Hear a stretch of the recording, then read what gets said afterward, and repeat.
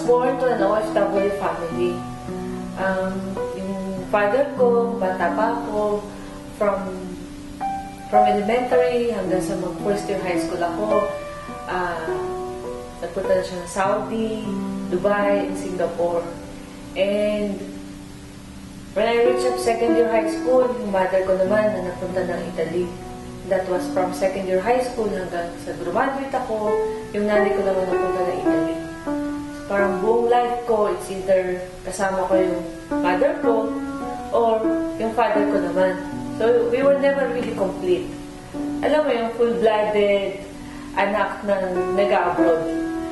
When I was in college, ang sarap pala ng buhay kapag nasa Manila ka. Nabibili ko lahat ng gusto ko. May boyfriend na ako. Every week, tuwing may date ako, iba yung, kung gaano kadami yung color ng Giordano shirt, kaya nandun karami yung color ng t-shirt ko. And maraming padala yung mother ko.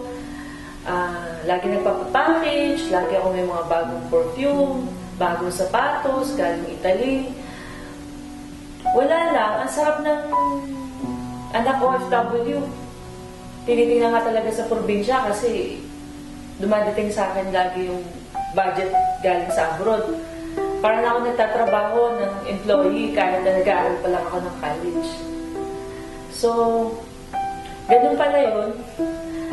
Akala ko madali lang yung ginagawa ng mother ko kasi nasa isip ko lang nag-abroad siya.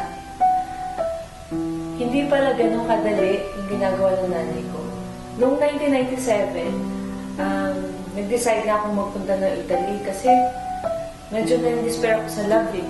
Mahirap na lang magmahal ng Chinese. So, sumunod ako sa mother ko sa Italy. Pagdating ko ng Italy, in my first week, nakakatuwa, ang saya. Kasi nakita ko yung mga cousin ko, dinala nila ako sa Duomo, nagpagawa kami ng picture, doon yung maraming mga kalapati. So, nakakatuwa talaga yung bagong dating pa lang ako sa Italy. And